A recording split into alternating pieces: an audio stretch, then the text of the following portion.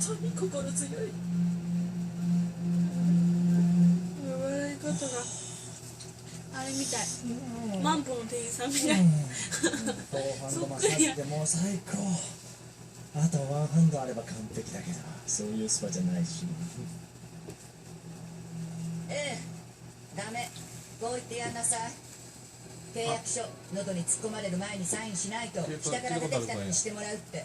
ベティのお母さん。そうよ。携帯